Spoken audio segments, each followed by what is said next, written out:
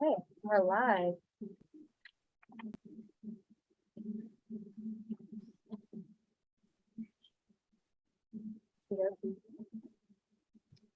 Aloha, everyone. Thank you for coming. Crazy to have so many faces here in the room with us. This is really amazing. I'm so excited having people. Wow. So we're once again navigating new waters. It never ends. The newer technology never ends. As we're having these hybrid meetings now. So bear with us as we kind of get working with this technology, because this is our third meeting where we've had this set up. We're so excited to have this opportunity to be here in person. We are live streaming on our YouTube. We also have folks here with us on Zoom. Supporting the Action Committee tonight is myself. My name is Heather Bartlett. We have Keiko Mercado here on Zoom. And we have Elise over here.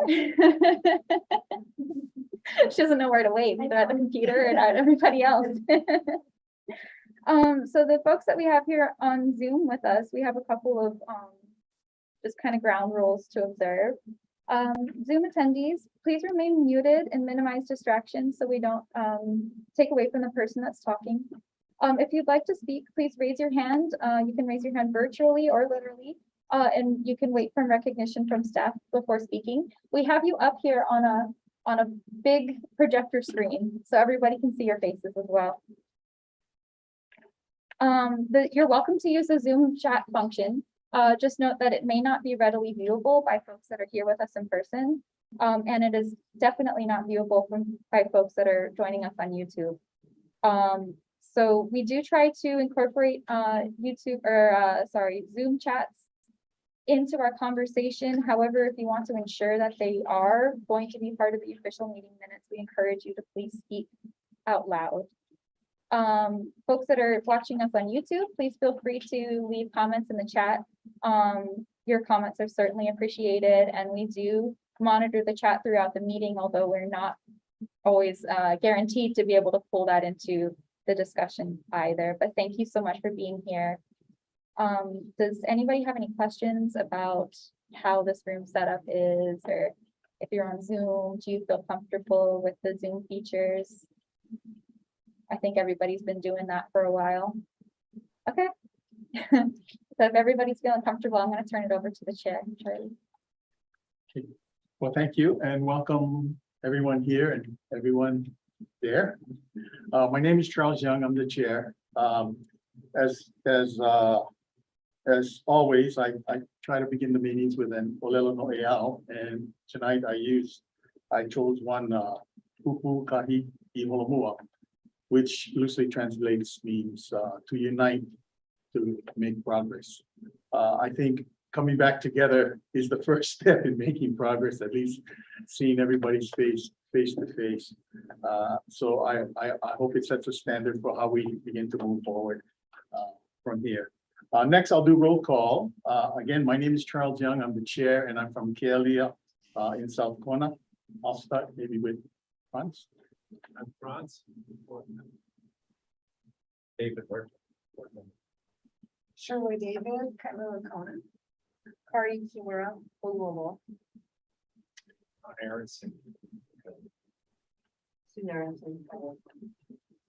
Oh, great. Oh, we got. All of us. Yeah. Okay, All the childs, follow along. right. Okay, and I wanted staff to introduce them. You already did already. Yeah. Okay, Have that we'll covered do. already. And we also have a board member on Zoom with maybe a couple. Hello, I'm Shane Policat Nelson from South Kona, Kealakekua Bay. Is that all the board members? Yeah, Janice is coming. She's just going to be a little late. Okay, great. Oh, that's back. I'm sorry, it was in the back. Oh, okay, can the camera catch him? Just hide it in the corner. This is the real test of our technology. Aloha, Council Member Olatina, representing District 8. Welcome. Okay, great. Well, these hybrid meetings are new for me too, so if I bumble along, my apologies. Are there any announcements? before we go forward. I forgot, we have two absent or excused. That would be Marissa Constant and Rosalind Molina, two board members. Okay. Oh, and Janice will be calling in later. Yeah, she'll be on Zoom a little later on. Okay, great. Any announcements? If not, I'd like to go to the approval of the minutes of March 10. Can we get a motion to approve? I move to approve. Second. Discussion?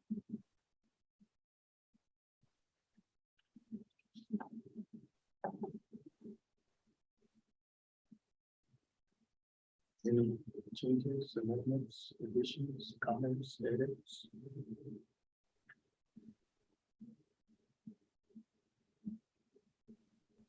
You guys- Okay, now, if not, we have a motion and a second to approve the minutes from the March 10, 2022 minutes. All in favor, please indicate by saying aye. Aye. Opposed? Nay, hearing none, then the minutes are approved. The minutes of the March 10, 2022 meetings.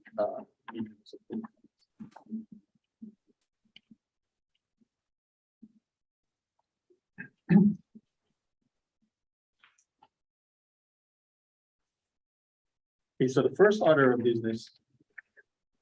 And then we got public comments first. We have. How many people wish to testify?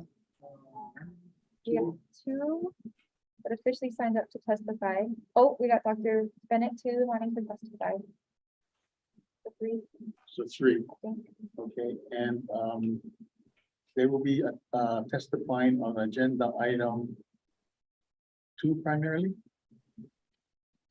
That we're not sure of, yeah. Two. Okay. All right, so as has been the practice in the past, we ask that the testimony from the public be taken at the beginning of the meeting, but just taking some latitude as the chair. We'd like to respect that and have you limit yourself to 3 minutes. But when we get into the discussion of the item on the agenda, if there's further comments that you want to make, please indicate just by raising your hand. We'll take the testimony from you as well. So we can start. Was there any order in which they signed up? Other than we should respect it? I don't think so. I have Susan Aronson on the list first, Okay. but besides that, yeah. I'd like to go last. Okay. Are you speaking? Oh, hi. I see a Susan on the Zoom. Yeah, That's why I got confused. Welcome. Okay. Okay, so who would be after Susan as far as the order that she had? Anyone? We got Kailua and we got Dr. Bennett here. Okay. You can pick on Kailua. Yeah, Oh, it's Chuck's gonna testify on item 3, I think. Oh, that's right. Yeah. Sorry, Chuck. Yeah, okay. Kelly, you want to go first then? Okay. Since you're here. I'm Colin Kailua Childs. Most people know me by my middle name, Kailua. Been interested in healthy development of this community, my community, for my whole adult life. And I was pleased to see infrastructure priority come up as an agenda item for discussion. I have a few comments on that, and I've got a handout sheet which I've circulated, which has a label of figure 1 under it for the committee members. And I'm going to use that as a reference point for what I'm going to advocate.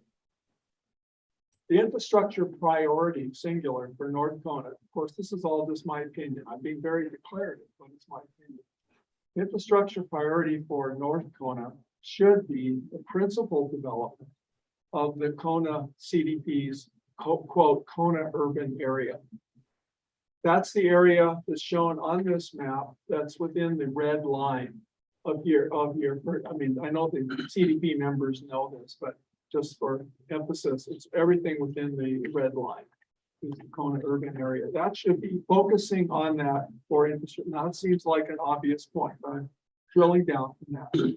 The infrastructure priority within the Kona urban area should be development of one single large transit-oriented development hub, which I show on this figure. The rough approximation, illustrative, conceptual, is this hatched area, pretty much oval shape, centered around Kailua town area. The center of it is essentially the Palani Road, Queen Kahumanu Highway intersection, about 1.5 miles in every direction except out to sea. And that will take you in this concept. This is what I see in a lifetime ahead, not in 10 years, 20, maybe not even in 40, but you have to start somewhere. Up Mauka to about where Queen Liliuokalani Village is, including the proposed Kamakana villages, which run up alongside Laiopua. Over to about the high school, the future Kona Regional Park down below, about to the edge of the police station, and south to about where Walalai Road heads up from Kahumanu Highway. I'm suggesting that the county and this committee focus on that area for, to the extent possible, all infrastructure in order to make a sane, reasonable, transitable, feasible community within that area, because we only have so many dollars a year or decade to spend in lieu of, instead of spending money on infrastructure, which will continue to promote sprawl, like this West Hawaii Civic Center, $54 million, 10 years ago, that was opened up 2 miles out of town for 80% of the population of Kona now has to punch through all that traffic to get here. Now, the plan is to extend the highway, wonderful highway. It's been helpful for Laiopua and Kealakea especially. Now to extend it out to Palamanui will serve almost no residents for any advantage in traffic commuting. What would work instead, for example, is outside of this RCD to feed into it a road from Kealakea all the way across to Poloholo, which would connect from Highlands, Wonderview, Coastview, Palisades, Kona Acres, all into the school district on contour, like Anake does, with a bike path where kids can ride their bikes to and from school and get cars off of Palani. This will do nothing to relieve Palani, the Anake Highway to go in. I know it's already in the budget. Public Works has got the plans drawn, but I'm using this as an illustration that it's money that's not going to help us for our lifetimes and the lifetimes of our children, because there's no housing out there and there's no critical need, but there is housing Mauka, which can use a shortcut. So priority one would be this large CDP, and to do everything, not CDP, large TOD, transit-oriented development, everything possible, about 3,000 acres to build out that area. This would tie in and create a road network of all 3 public schools in North Kona. Not North Kona, but this side of North Kona. The elementary, intermediate, and high school would be right on the edge of this proposed regional center development type of TOD. The second priority within this, first within that should be roads. Within this RCD is a system of roads, such as mentioned, and not the one that's going to go out to nowhere for the next lifetime. The second priority, the first one really is water. And I know there will be another speaker on water, but we cannot have housing in this area as long as the Commission on Water Resource Management of the state will not issue well permits. And I understand from a high-level county official that they are refusing to issue water permits for this area, such as for Kamakana villages, which is what, 11, 12 years into having a zoning exemption, total zoning exemption to build. They don't have water. And it's because National Park Service has apparently, I'm told, convinced the state agency that we can't have any more housing wells because their ponds might get more brackage. This is an environment where everyone has agreed in government at all levels that sea level is going to go up 2 or 3 feet in the next 50 years. Aimaka Pond and Kaloko Pond will be 3 feet under the ocean, full of salty water in that period of time. So to me, it's an insane blockage. I'd say water is 1, sewerage is 2, and that's the road system really is that I mentioned is number 3. My time is up. I'm sorry I've gone over. Thank you. Thank you, Kevin. Might ask council members if you have any questions for them.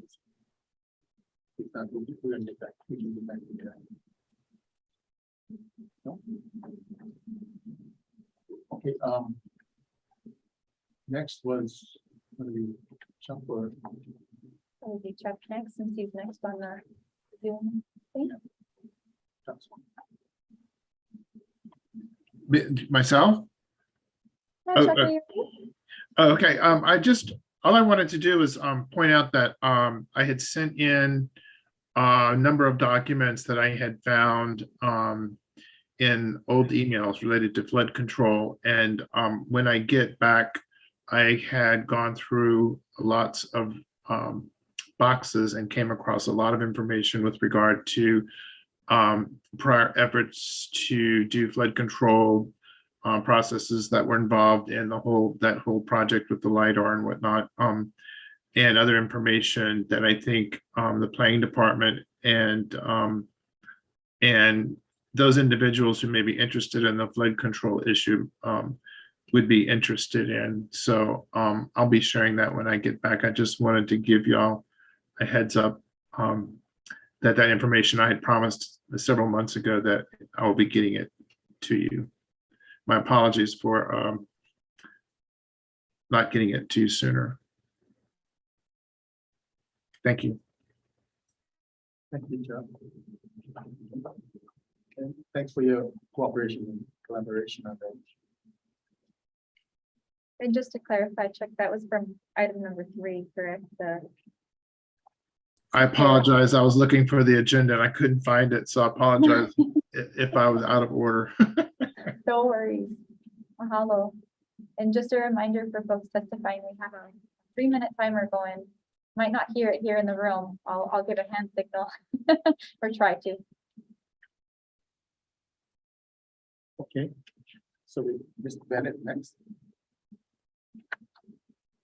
Dr. Bennett, if you're ready to speak, Maybe I if should you speak could up. just share. I am your, ready. The agenda item you wish to speak on, and Pardon me? if you're ready to go, if you could just share with us the item you wish to speak on and. Yeah, this generally fits in item 2. Okay, thank you. But I'm going to take a real broad brush to the matter of water. I've been working for almost 50 years in water in many, many forms, from drinking to wastewater to environmental protection. I've lived in Kona now 20 years. The picture you see behind me is taken from my lanai in South Kona. I'm in Kukui Opai. And so the first thing I want to share is our Hawaii Constitution is unique in that it has something called the Public Trust Doctrine. And you can read it yourself. This comes out of a policy paper that I'll share with the committee later. But fundamentally, natural resources, and especially water, are to be managed in the public trust. And so not only is it a constitutional, but as well as an environmental imperative, because we are sitting right now on top of about a 14% decline in rainfall over the last 4 or 5 decades. The Stanford climate modeling folks are saying that in the next 20 to 30 years, we're likely to see another 14% reduction. And there's a high reduction scenario and a low reduction scenario.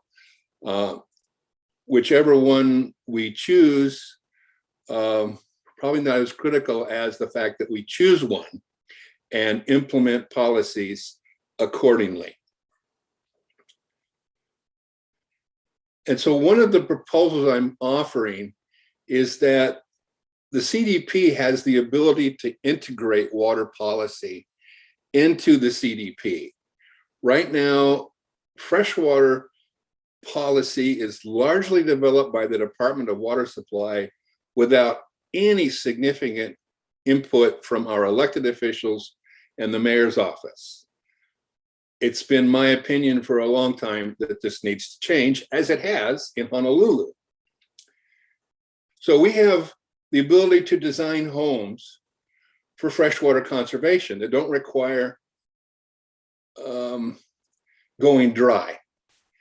We can implement the uniform plumbing code that the state has already adopted that the county is lax on, which provides each home can reuse its gray water.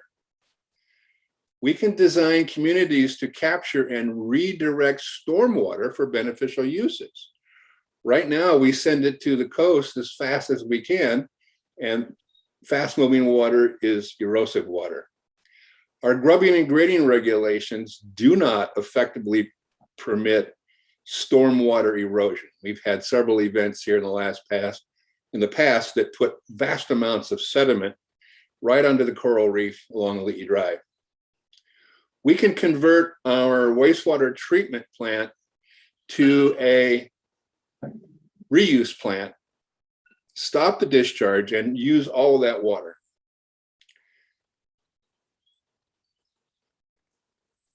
And lastly, the use of injection wells at the neighborhood scale or at the county scale are unlawful unless the appropriate permits can be developed.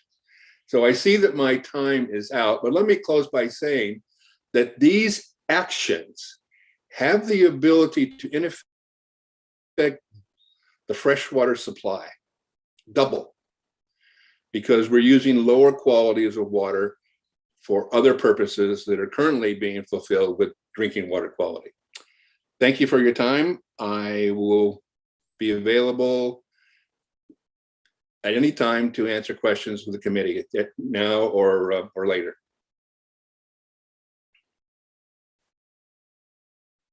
Thank you, Dr. Bennett.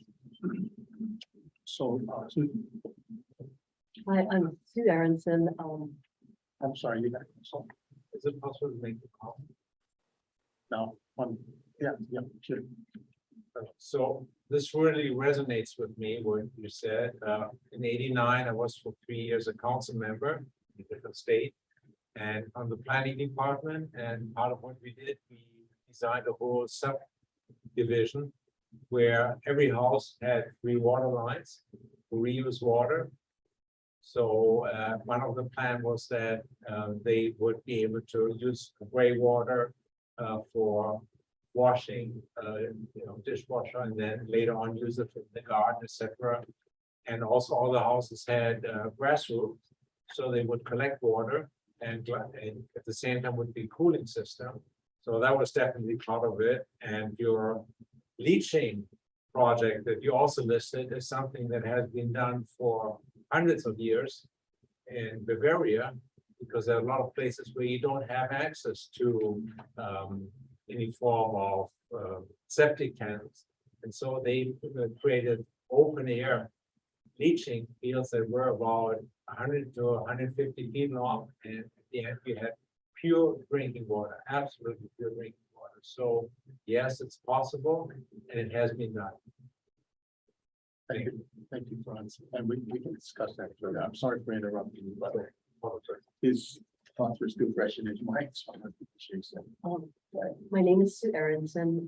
We currently live in Monterey State, but prior to that, we lived in little homesteads for over 30 years. And when Wyoming Development was rubbing and grading, we brought the county soil conservation district together with NRCS. The mayor, Harry Kim, was civil defense at that time. And we got Wyoming Metals to punch drainage holes, for water to capture it.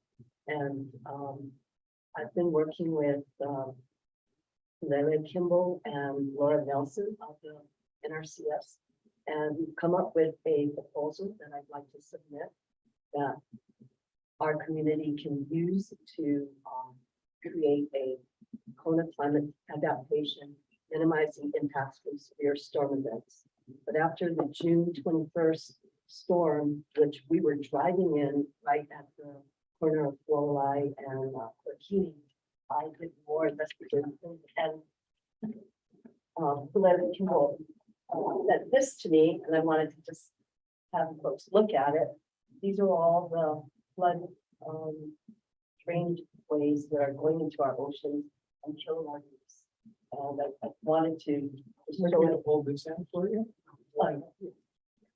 And so I'm contacting DLNR and also Community of Schools to see how we can look at multiple lands, not only to plant trees, but to put in drainage swales and catchment to recharge. That's one issue. The other one,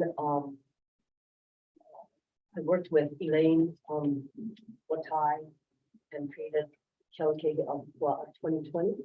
And we wanted to take care of Kealakekua wastewater treatment plant to R1 and also to have Malkukai corridor, which has happened now, and also to take care of the landfill trash. But the wastewater is something that has not been fulfilled in over 20 years to R1. And I'd like to have Ron talk a little bit more about that. Taxi. Okay. I'm Ron Aronson. And for 20 years, I'm not sure it's 20 years, it could be more. The county has been dropping their R2 water, R2 treated water into a hole in the ground below the police station.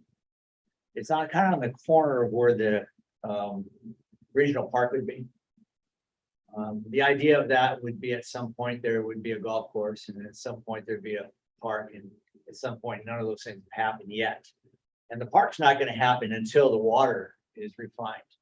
One of the provisions that is necessary for us to do is start to reclaim our water. It's an asset that is going into a hole. How much is going into the hole? At this point, it's 1.9 million gallons a day. We have talked to every administration over the last 20 plus years. And the first administration, I remember what they said was, no, it's just going into a hole. It's not going anywhere. Except that NOAA came in and did a study and put dye into it and found that, yes, it was going right through the harbor. At that point, 20 years ago, our waters were pristine on the coastline. Now they're impaired. This is part of it. And so in the CDP is the provision of recycling water. It's an important aspect. We're talking, Dr. Bennett's talking about our shortage of water in the future. Well, we have water right now. It just has to be refined. I know for a fact that we have an excellent managing director now of the environmental, Ramsey Mansour. I know that the mayor is also taking this as a serious matter. He's told us that. It's about money. And I think that a committee like this can put some pressure on the administration to take action and find the money. One of the things that you could do is that you could direct the planning department, and I'll be done in just a second. You can direct the planning department to not issue any more permits to hook up to the sewage treatment plant until they go to reclamation. Time is up on that. My time's up and time's up on doing the reclamation. It's time. Thank you very much. Thank you. Thank you both. Okay, so that concludes our, welcome, Janice. That concludes our public comments prior to the rest of the business. So we'll go on to if there's no other comments or questions from the. I have a comment. Sure. So I was a construction manager at a local development here. And I was one of the managers of managing the wastewater treatment plant, which was able to bring the reclaimed water to a level that was used on the Gulf course. And I'm completely in favor of everything that Dr. Bennett and you have said regarding reclamation of water reuse, gray water reuse, because it's, in terms of plumbing code, it's a no-brainer how easy it is to reclaim gray water and use water from washing your hands in the sink to use it to flush your toilet. it's just a simple cycle of where the water goes and how it's held. So I'm completely in agreement with you. And one of the last meetings we had, I was wondering how this committee can put more rubber to the road and getting things moving with some of our priorities, and development is one of our words as part of who we are, is helping the planning commission in development. So I'm in favor of everything that you and Dr. Bennett have proposed. Thank you. We're going to have a discussion on item 3 on discussion around action committee contribution to successful implementation of this. So hopefully you can expand, you and Franz can expand a little bit to that point. Yeah, are there any other comments or questions? Okay, so we'll go to the first business item, which is the election of new officers. So I've been the chair, and I think Shirley's been the vice chair for, it's almost an era. It seems like Not that long. it seems like a long time, and I think COVID's just stressed it out. But now that we're getting back into hopefully into a better routine, and one that's going to be a little bit more user friendly for us all. Our terms have expired, I think, for a while. So, it was my suggestion actually that we start looking for a new chair, and I think Shirley.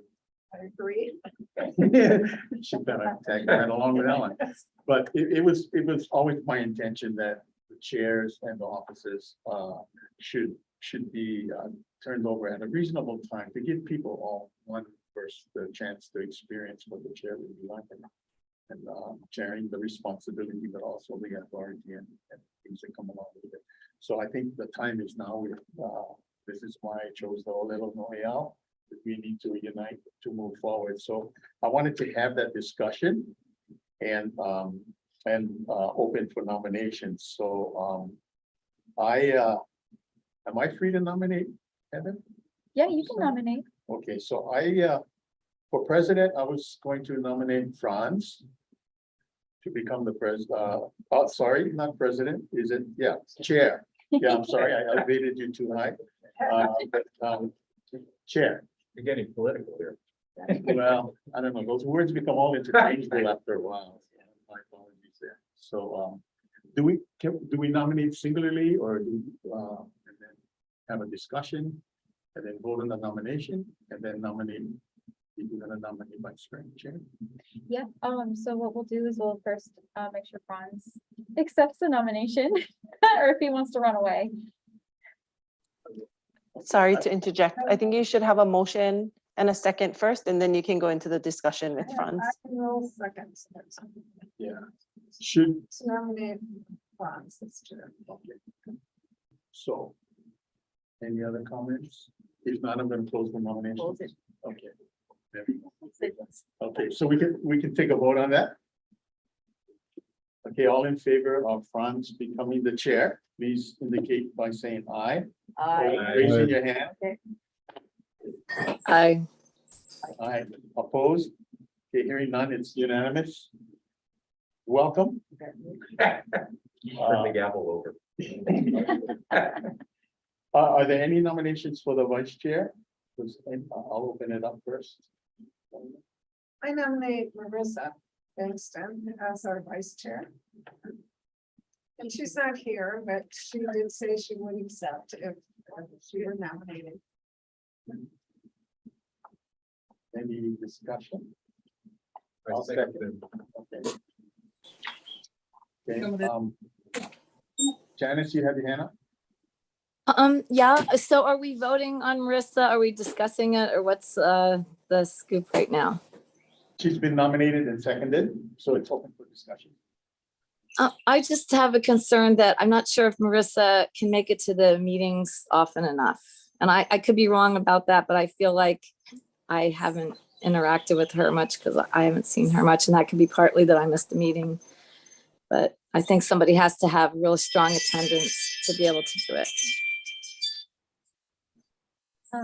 I could speak a little bit to that, if possible. I did have a chat with her offline, and talked to her a little bit about that subject, and she shared with me that she's been working on, different, and I'm kind of paraphrasing, trying to remember exactly what the conversation was, but she has been working and serving on different boards and, community groups, and has her schedule freeing up now, and that she, expressed to me that she was really interested in serving in a deeper capacity and like bringing more time into the action committee moving forward. So I don't know if that helps at all, but that was just the conversation I had with her. Is it possible to nominate somebody at the same time? Do we have to go by, this was the motion and we have to vote on that, and, or how does it go? Can I nominate somebody else, or do we have to vote on Marissa first? No, you can have multiple nominations and then go through the vote one, because otherwise, if you have just one nomination and vote, then it's closed, right? So you can have multiple nominations and then the floor open for discussion and then take each vote one by one. Well, I'd like to nominate Kari. And I know that, I'm not sure because of our terms, if that will work, but we don't know how long it's gonna go on anyway, but, and I don't know if she's interested, but I know she's been doing this a long time and knows what's going on. Thanks, Janice, but I decline. Oh. Okay.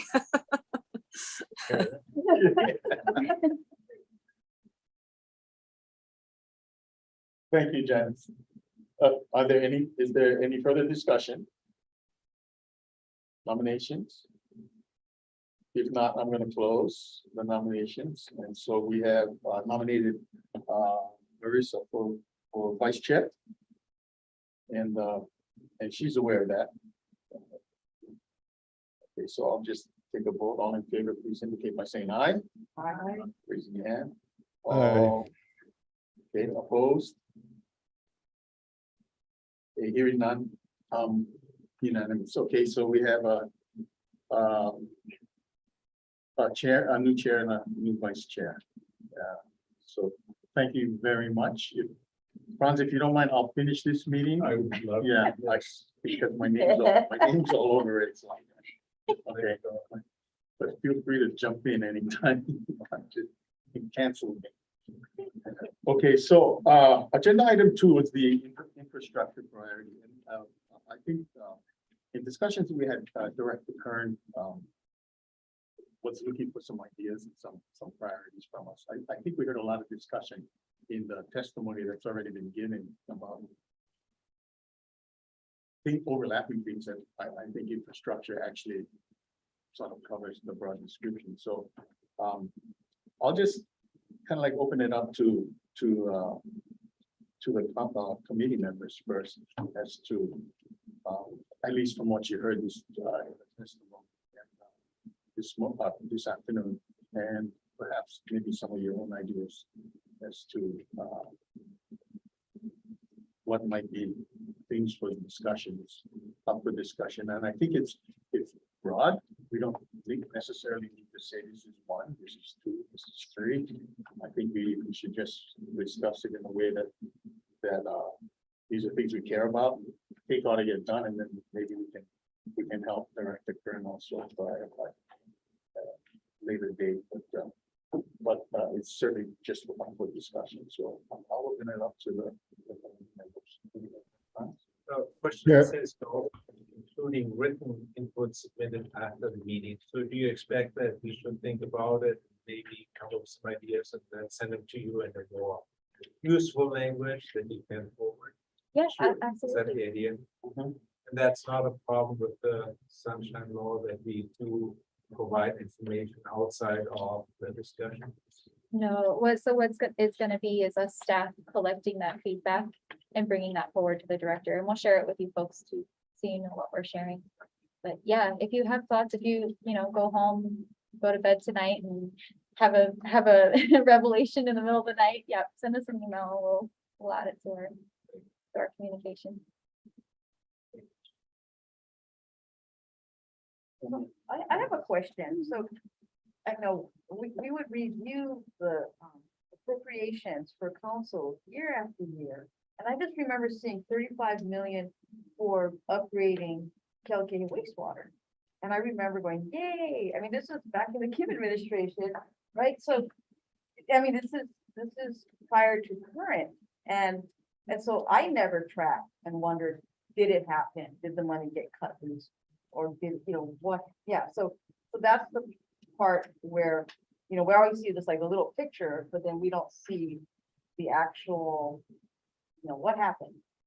And so, Yeah, no, so when a project like that lands on the CIP list, right, it's a appropriation, this is what Kayla actually always told me, it's appropriate to put the funding towards that project, not necessarily right that the funding is going to follow. The allocations after that, as staff, I know it's difficult on our part to track where those allocations go and how the project moves forward from there. That particular project, I'd be happy to try to look into it for you. like, so that's why I'm just sort of curious as to that. Yeah. I mean, obviously that's a huge capital improvement project, right? So is that something that's bonded? I mean, what is it? And, I mean, me personally, I don't think a moratorium is appropriate at all. I think that's a really blunt tool to use. Remember you started talking about moratorium, you're talking about hurting everything from affordable housing to schools and things that are necessary for the community. So I would never support that. But I think if there needs to be kind of the cheerleaders on the side saying this is important, I totally agree that this action committee can be a cheerleader for that is important to the community. And then, like I said, year after year, we kept seeing it going, yay, 34 million, spend it, let's do this. So that's just, I think I've been here too long. So. Anyway. Yeah, we brought up all the subject matters that are important to us. I think more importantly for me is we start changing our direction. We start changing how we think about things. The water is probably from a life-giving perspective. I mean, we know what Hawaiians think about it and why. And so we have to give this some really serious thought, and start to change the direction, because we're not going to fix it overnight. We're probably not going to find enough money, first of all, to fix it. But we've got to start thinking about the things that we're seriously thinking about, the things that folks have already brought up, because the science is there, it would seem, the technology is there, and the only thing we lack now is money and willpower to do it. But I certainly I don't mind getting stuck in traffic if I have clean water to drink, but I don't think that should be maybe something that I'm asked to prioritize. I think I should be going back to the county and the people who are responsible for developing these things on our behalf to start saying, or start listening to perhaps what we might think is more important at this point. Maybe we've come a long way, to get to this point, but I think it's time to give it serious thought.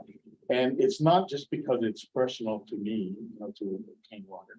And I have a cesspool at my place because that's what it's zoned for on 1 acre. And shame on me. I don't know what I can do about that, but shame on me. But it's affecting the environment now to a significant degree. I've been in marine resource management for probably 20 years, as some other people on this call. And we've seen the impacts of land development as on nearshore resources and maybe even further out. So all those things, the floods that we mentioned, the injection wells that we mentioned, all water-based, all water-based. And I was saying to Kari that, it's conceptually, from my point of view, God is giving us, Kealakekua is giving us, I think, about 38 million gallons of water a day. We're polluting 14 or so. I think the top line, the county say we can use is like 28. You may have closer numbers. And so what we're telling our children is that we're going to waste away 14 out of the 28 that we've been given, which is 28 out of 38 that Kealakekua is giving us, and we're not going to let you have it, but we're just going to pollute it and go back on the ocean. That just sounds wrong to me, And I'm a contributor to part of that because, I live on it as well. So it's a more philosophical change, I think. How do we start getting our minds wrapped around the fact that, hey, this is something actually we really have an obligation to do. So again, it's not me saying that's a priority. I think the priority for us is to how do we get the wheels to start moving in a different direction? And we have a council member here today that actually can vote on the matters. So there are tons of developments coming up. We know that. There's tons of applications coming up. They're going to be trying to pull water out of this aquifer. I've been working with some people on the Water Commission, and there's two kinds of water here. I didn't realize. There's basal water and there's high elevation water. And the basal water is the one that's being diminished at a fast, and the one that's being polluted more, and the one that's not being replenished because most of the water comes from so in the higher levels. And so some of the suggestions are that developers should provide recharge. If you take 1 million gallons, you need to plant 1 million gallons worth of trees.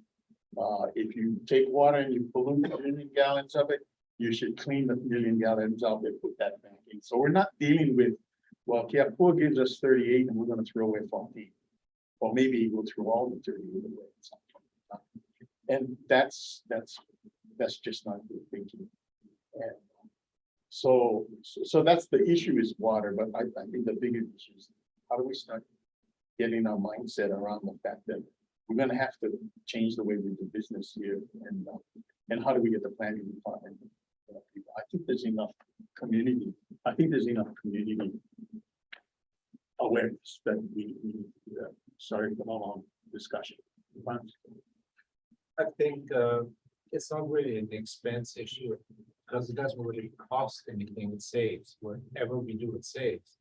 And I think the problem is that too much is looked at short term. So I don't really think recycling is a good approach. I think it's avoidance is a better part. So there shouldn't be packaging. For example, in Germany, what they started is the manufacturer has to pay for packaging.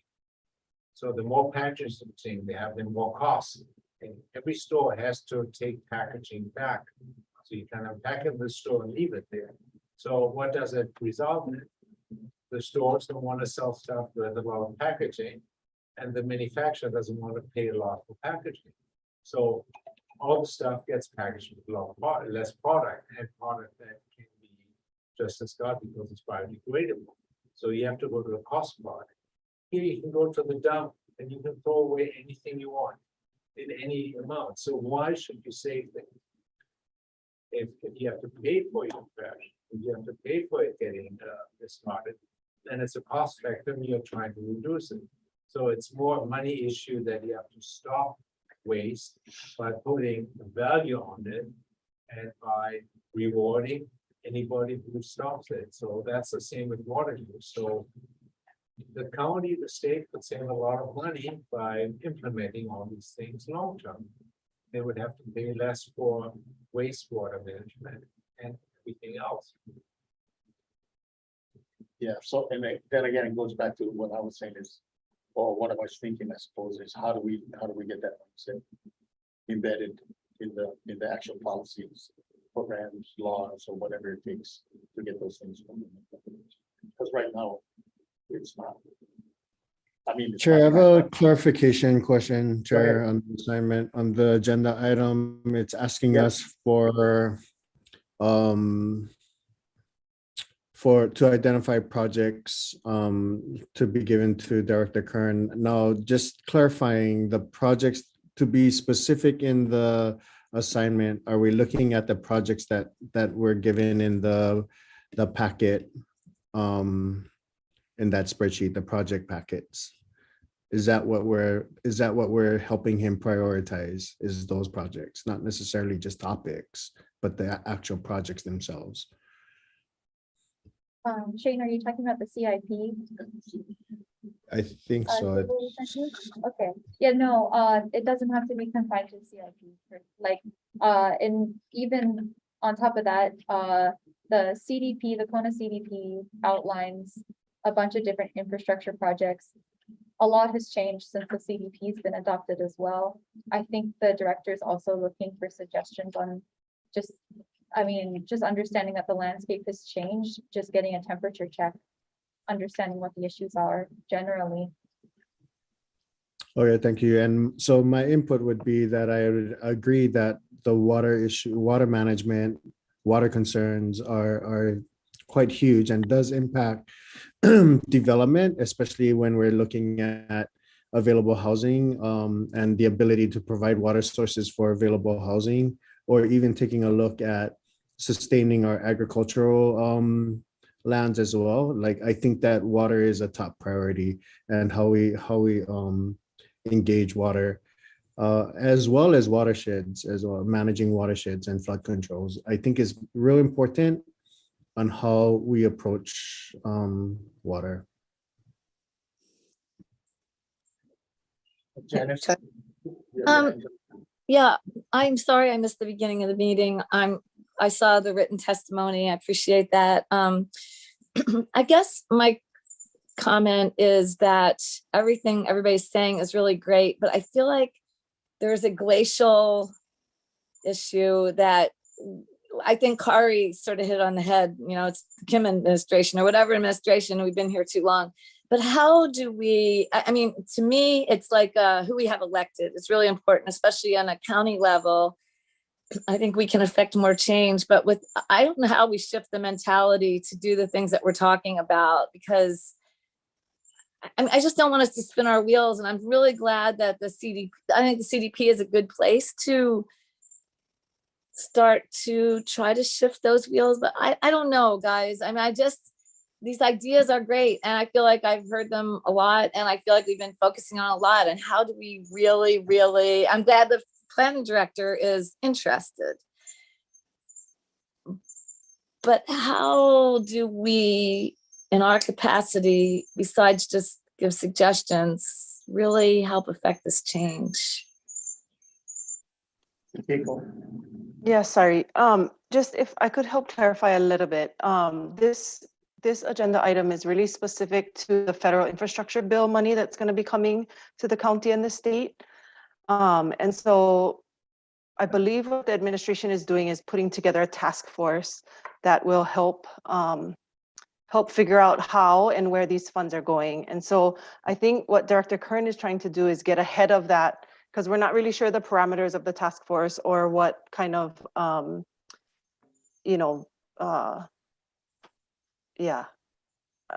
we're not really sure exactly how that's going to play out, but I think Director Kern is trying to get ahead of that by asking action committees and starting with the base of the CDP, asking for your folks, Mana'o, on projects that this money should go towards. And we don't know even what chunk of that money is coming to our county, how it will be divvied up between county and state, but just trying to be prepared for the conversation. And Holeka might be able to speak a little bit more to that, but I think it's really just that base. And if it's helpful, we can screen share kind of this baseline that we pulled out of the CDP, but we really didn't want you guys to get stuck in that. So if it's helpful, I'm happy to share that. And then maybe it can help spark some conversation. Oh, thanks, Keiko. I was just wondering, like, things like what Franz was talking about, is that something, I mean, it's something we're really interested in. Is that something that could be possible with those federal funds? I mean, are we just going to find out later? We just throw out our ideas and then it'll get filtered, sifted through, or? Yeah, and I think what we're going to do is summarize all of it and include all of the ideas. I mean, a light bulb went on for me as Shane was speaking, and we're talking about infrastructure relative to managing watersheds, because we don't often think of watersheds as being necessary infrastructure, right, to our functioning. And so anyway, we're just going to be capturing everything that you folks are talking about so that we can provide that. Okay, thank you. Yeah. Chuck, you have your hand up. Yes, Mr. Chair, I am so sorry. Kalamai, I have to leave for another meeting. But I'm going to be meeting with Shane after I get back, with regard to item 3, the flood mitigation and erosion control subcommittee. And so I just want to let y'all know that, let Shane know that, you know, because we'd had a short discussion about that. And so I have quite a bit of documentation to assist with that effort that that we can go over and I can share with you all probably at the, I guess at the next meeting. So anyway, I apologize for having to go, but thank you very much for the opportunity. Thank you, Charlie.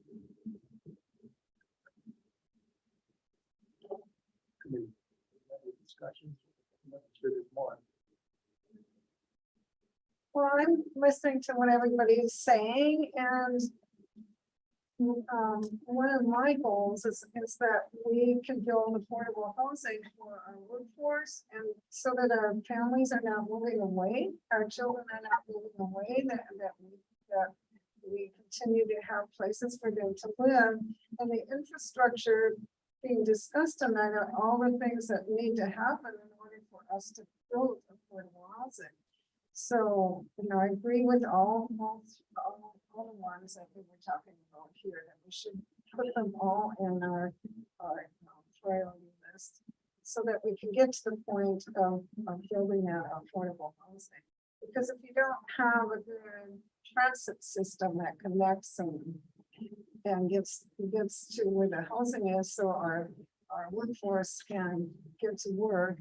And the roads, you know, we constantly hear about our roads, that we don't have the proper roads or enough roads in order to build more housing, and we need the more housing. But we need it in an affordable level as well. So I agree with all of these that we've discussed tonight. And maybe there's 4, like this is a couple when it comes to water. So, you know. Well, I think water is going to be a key factor in all the development going forward. That's the end question. But I have a question for, well, let me ask Aleka. You know, there were 2 bills that you were supporting, the 110, 112, 113, am I right? Or 113, 115, maybe somewhere. These were affordable house, setting aside money for affordable housing. 150 to 150. Okay. Can you explain why, well, I understand why, but why they're being put forward, but what are the mechanics of it in terms of, and how much do you think is raising those funds is going to address the shortage? Because it was called out to us, there was what, 10,000 units short of affordable housing, and this would address, was it 10,000? It was. Yeah, I mean, I don't want to get into the nitty-gritties of the bill, but I think, you know, in terms of the infrastructure projects that you folks might be considering bringing forward to share with the department, there's all kinds of projects, right? Whether it's the California wastewater treatment plant, extension of Anakil, and I'm only speaking for my district right now, but across Kona, you know, Anakil Kalole, the redoing of Hinalani, widening of Kuakini, widening of Pinka Omano. These are all projects that affect all of us in Kona.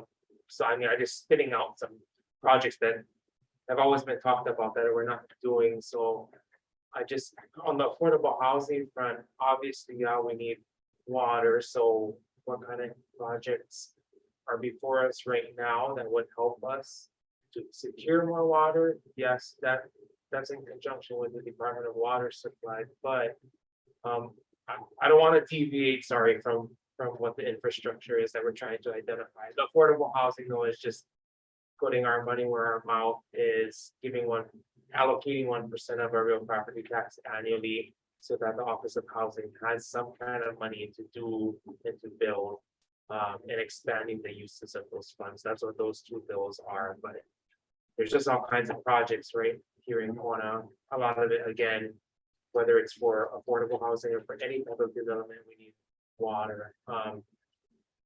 Yeah, we need more fresh water, but we need to do everything that's been discussed, from Brazos reduction to reuse and the gray water, so. I'll leave it at that, but I mean, all of the conversation is spot on, I just think. They want to know, right, based on the agendas, what do you feel is the most important of the most, and then we can go from there. Sorry, right, make another comment. So I think it's also, we have to look at infrastructure maybe as a combination of all kinds of things, not just one. Infrastructure is all Wi-Fi internet. We don't have some business here because we don't have the right internet structure. And those businesses are usually low impact. Without, and we have a lot of people who want to work from home.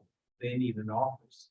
And people who come here, they would like to work from home, but they can't if there's no office space. So they might have only small family, but they need extra place. So the housing requirements on that level for people with income has changed drastically because more people are working from home. Zoom, all these things have changed. Big problem with infrastructure, why everything's so expensive is, where does the products come in? Quite high. And you truck them here. There's no storage quite high, refrigerated. A lot of things have to come by airplane because they can't come by boat. Takes so long.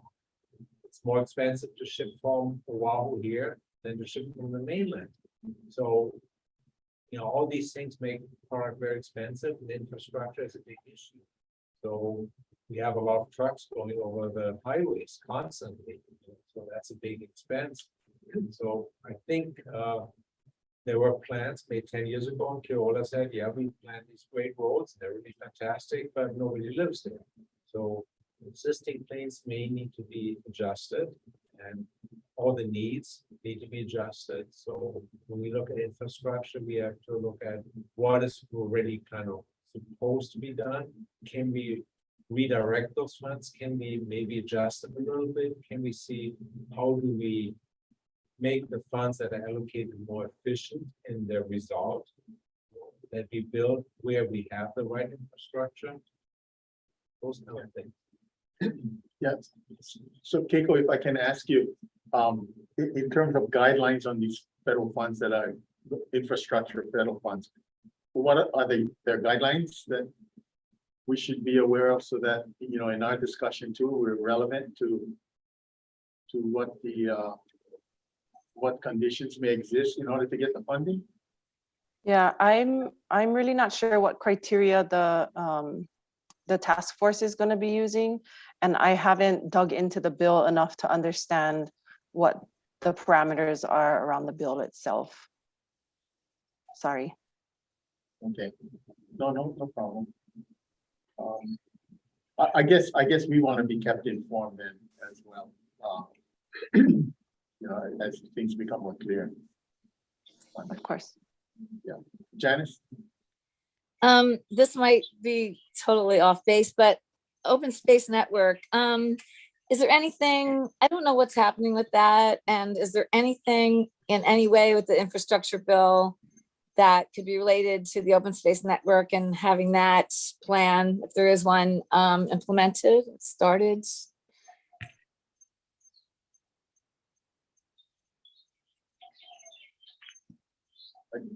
Oh, I'm sorry. Was that a question for me? I think, Kevin. yeah. Keiko. Can you repeat your question, please? Well, that's okay. I'm just wondering if, I don't know what's been happening with the Open Space Network, but when we're talking infrastructure, I think about the Open Space Network plan, and I'm just wondering if, depending on the stage of the plan, is there a way to use federal funds somehow that would help move that forward? That's an interesting question and also a complicated one to try to answer. I'm wondering if that might be a good initiative for your subcommittee to take up and looking at the contract scope that's been drafted. Yeah, it might be a matter of timing as well. So if the scope is finalized and then we go out for a consultant, and then depending on the time frame of that consultant work and where that falls with the infrastructure money that's coming down. Well, I mean, if there's something that we can do to help move that forward, I mean, I'm happy to work with our group, the subcommittee, if I think we still exist, I'm not sure. You do. Some way to help promote funding or moving it forward, however, whatever it needs.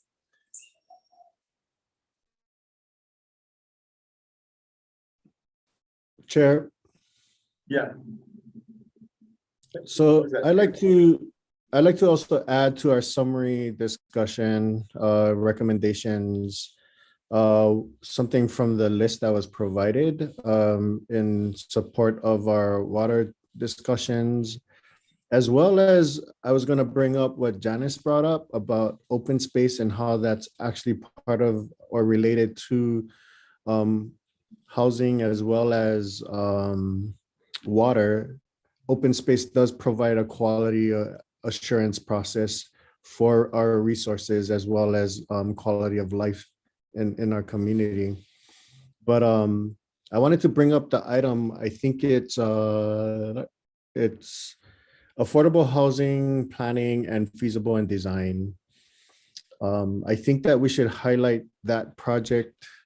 It's allotted $3,000. It looks like it's to just come up with a plan for design, but within that design, it does not discuss design to address our water concerns in the community that we're bringing up, or that Dr. Bennett had brought up as well recently in his testimony.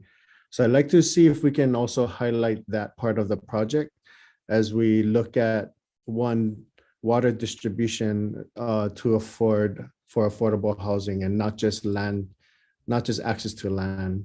Because in that, it discussed how we can focus on utilizing state and county owned lands for development, for these types of developments. But again, it doesn't address the water. So I'd like to bring that forward, but to include water concerns.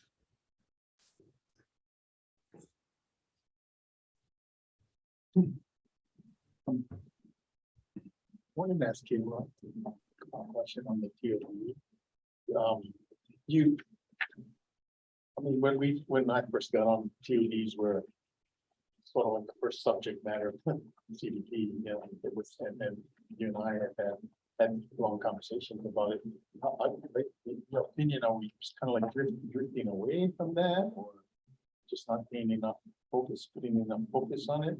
And yet the success, the area that you have suggested in terms of focusing in on, does that accommodate then all the thinking that, the discussions we are having? Can Absolutely. Affordable housing fit in that footprint? Does it, aside from maybe upgrading the water and whatever?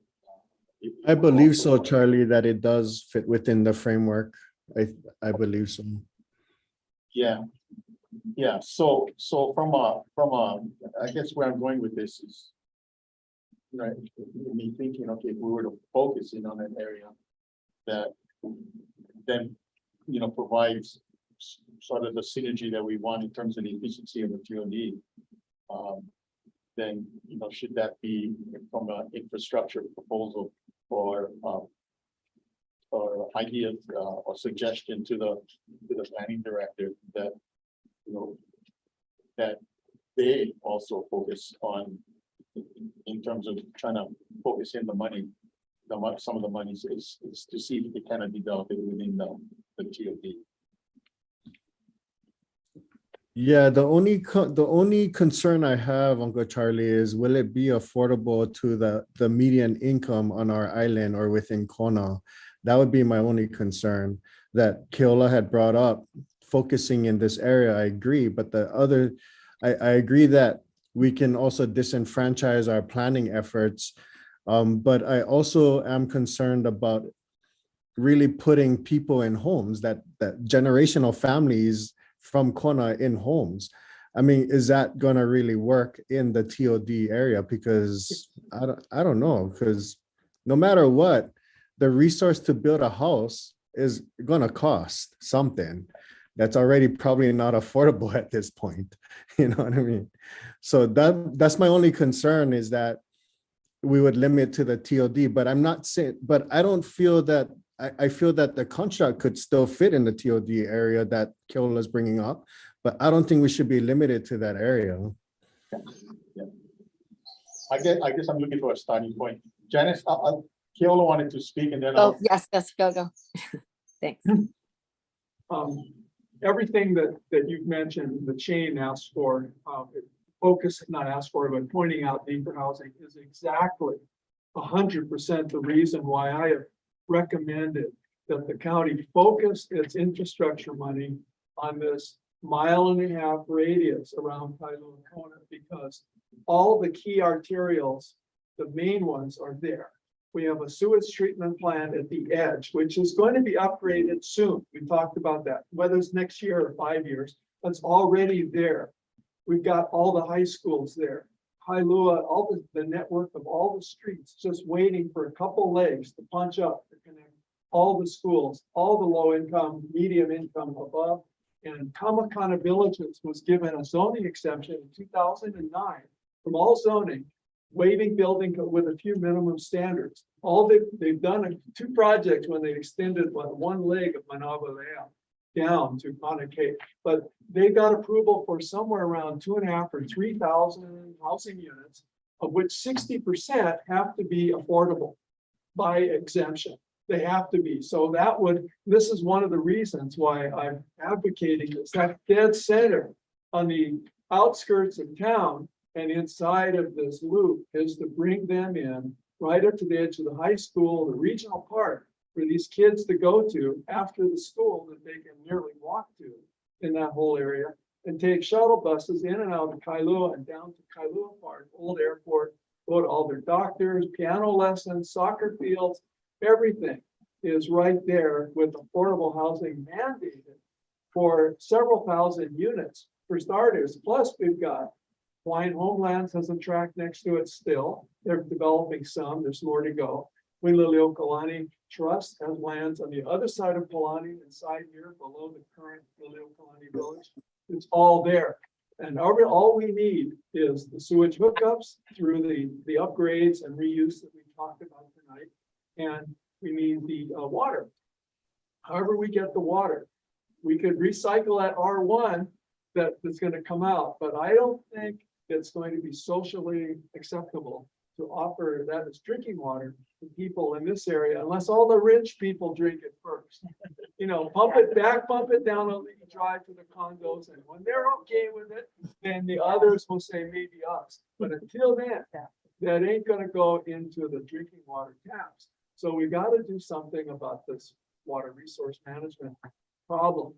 I don't want to go back on that topic. The point is, that's why RCD, whatever few dollars, and we've only got what, 10, 20, 30 million dollars, not even a year, not even 10 million a year to spend for, I don't know the numbers currently, but there's not much. So and even with federal money, that's including that. Cookie highway widening, that's mostly state and federal. It still isn't happening. County, what, 10% or something?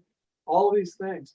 There's not much money. So rather than raise a flag and just say water, sewage reuse, and more roads, that's not good enough, I don't think, for the director and his task force. Say where and why where, if we do it right in town in this area, then affordable housing, everybody can share, and the dollars all help each other. Thank you, Keola. Janet, I'll go to Janet first. Thanks. So I'm not sure exactly what Shane was saying about the TOD. I kind of missed part of it, but I think, I'm a real proponent of the idea of TODs. And I think that the only way they can work is if they are integrated with all different economic groups. I mean, I like what Keola is saying. I think we do need to focus on that area as the TOD, I guess I would say. And I think that if you don't, then you kind of get these satellite resort communities or like upscale things that aren't really going to increase smart growth initiatives or help people who really need the infrastructure to be right there. Like what Keola was saying, the schools, the roads, to get back and forth. So I like the idea of focusing on getting our affordable housing in TODs. 'Cause I know the whole idea of a TOD is kind of out there still. And so to try to focus that, and if this could work, it could, be a template for other areas on the island, I hope.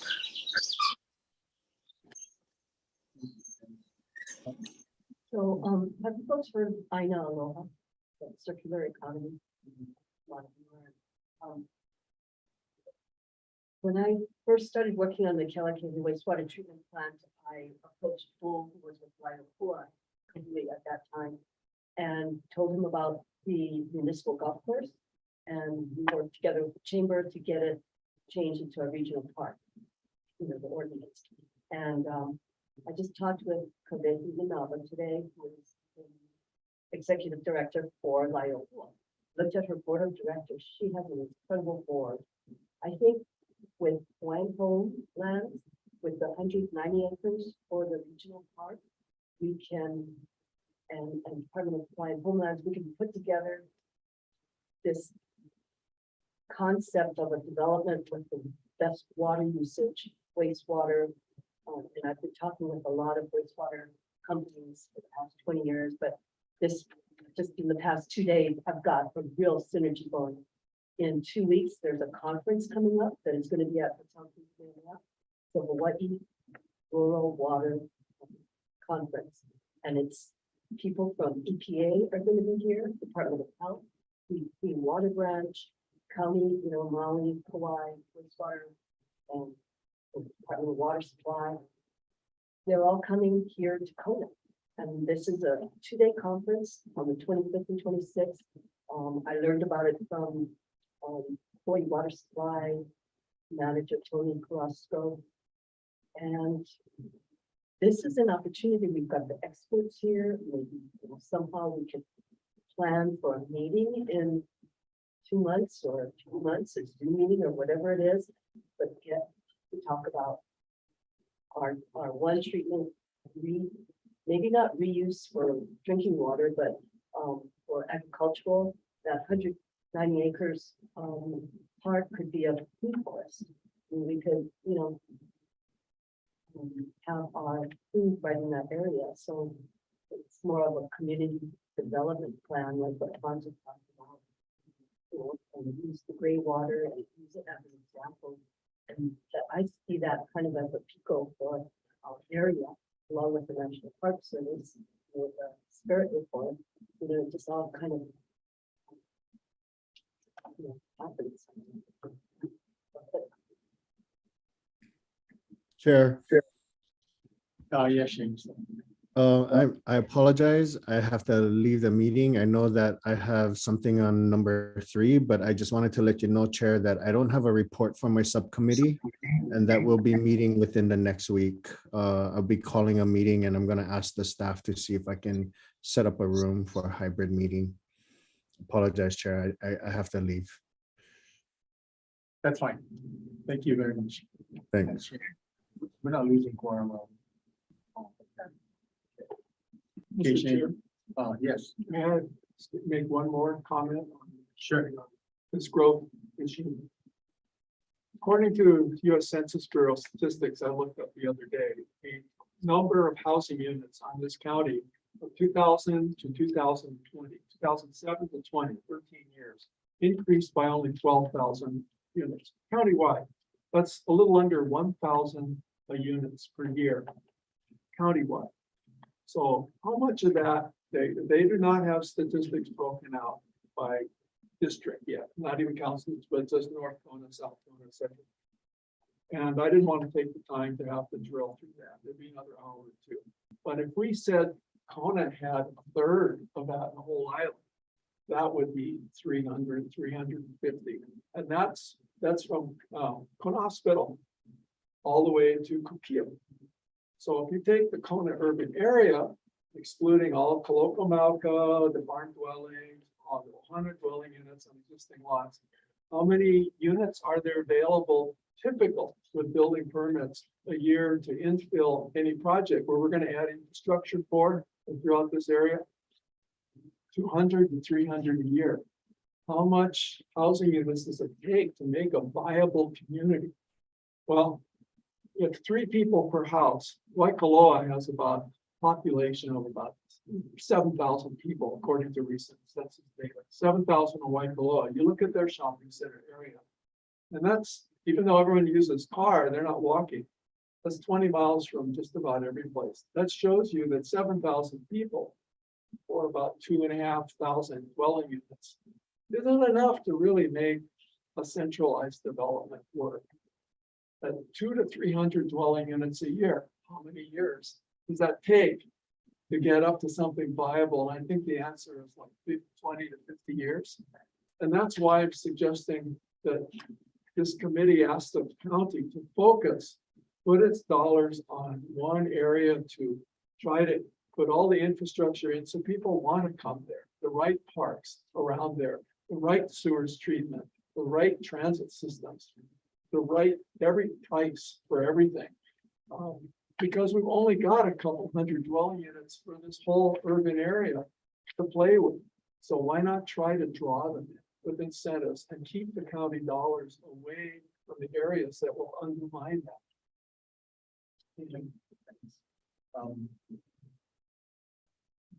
We've got 2 more agenda items and we've got, and I hate for time to be a concern, but it is a concern. And I did really want to get to the 3rd action item, which places a burden sort of on community members so that we start to understand how we can operate better. So I think we have plenty of the opportunity is to also to write in afterwards, after this meeting. Heather, how much leeway do you need? How much time is that window going to be open? Well, we don't have any kind of strict deadline on it. When we talked to Puna guys, we said about 2 weeks. You know, but if Yeah. we can be flexible, you know. Is that opportunity open to also everybody at the table? Absolutely, yeah. If community wants to, and we're also sharing our email address in the chat for the YouTube and on the Zoom here too. So if there's community members Great. watching, they can send us feedback. Yeah. Okay, so if there's no further discussion on new ideas anyway, if you don't mind, I want to close this business item 2 and open up number 3, which is the action committee project prioritization discussion. I don't know if it was in the last meeting or the meeting before we had talked about, you had a matrix for that was developed. Actually, it was a CIP prioritization of this. And so we were working off this list, and I think Bonds would make the statement, but these things are all interconnected, so it's hard to say this is the one most important thing when it's related to 2, 3, 4, 5, and 6.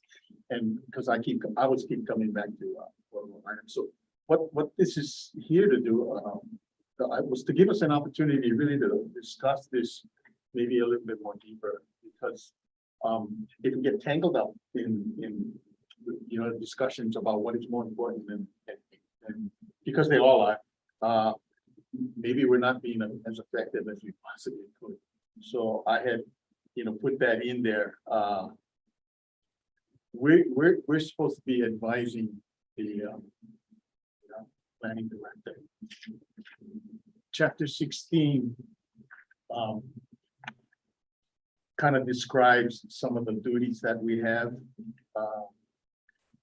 And in section 16-6, I don't know if folks have read chapter 16. I'm pretty sure you all have it memorized by now. But there are like 11 items here that say duties and responsibilities for the CDP action committee. And a few of them really stood out.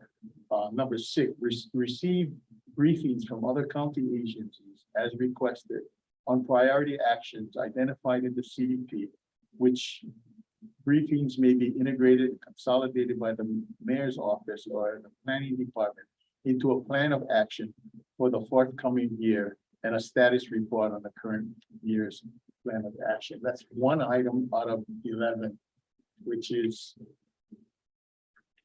for me a full-time job. And I really can't fulfill that in every other month meeting, so it's difficult without everybody contributing. So I wanted to make sure we all had an opportunity to contribute. So how do we, I feel very responsible. I think these duties and responsibilities are very important, and they certainly there because they're gonna help us guide the planning director. But we're not being able to get to these things because I think we don't have a process of how that we want to do. We agreed on open space, But that's still gonna be That- there, yeah, which took us oh, 5, 7 years.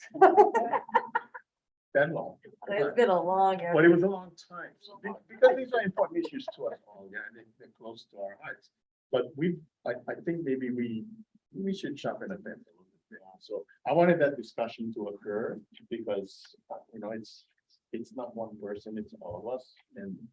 And so, you know, in the action item for in the business, and I think the way I worded it was to, you know, discussion on around the action committee's contribution to the successful implementation of the CDP. That's our job. That's what we really advise on. How can we do it better? And how can we be more effective? I should say that. You know, and again, I'm basing this on the duties and responsibilities. So what ideas are they? I have a few of my own, but that's first.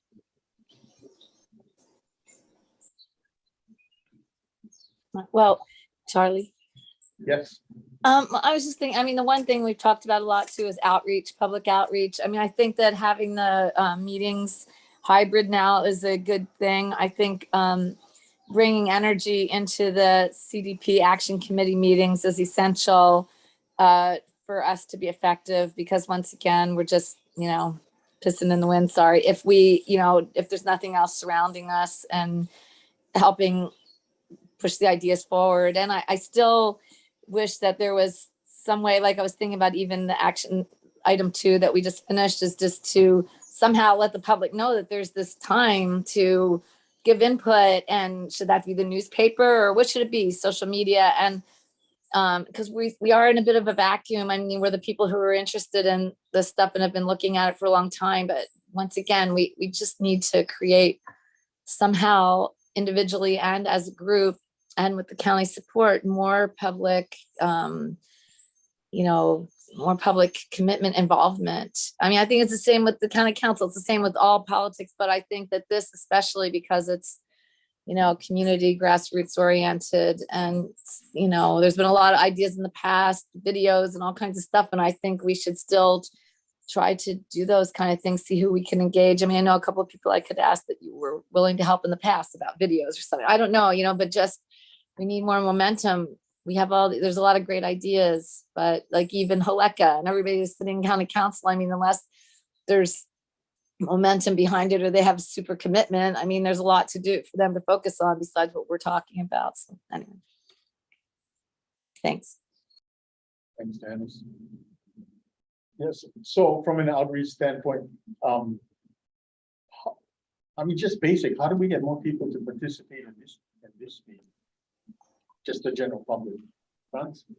Well, I think the county did a lot of outreach meetings in different places. And it would be nice to see what was the response. They started a year and a half ago, you know, pretty big with Post-it notes and everything, and then there were smaller ones. And so I haven't really seen any result what came out of it. And I think it would be helpful for us to see what did the public respond. Because we have our ideas, but we all live in our own world, what we think is important, but maybe majority doesn't care about it, only because we think it's important.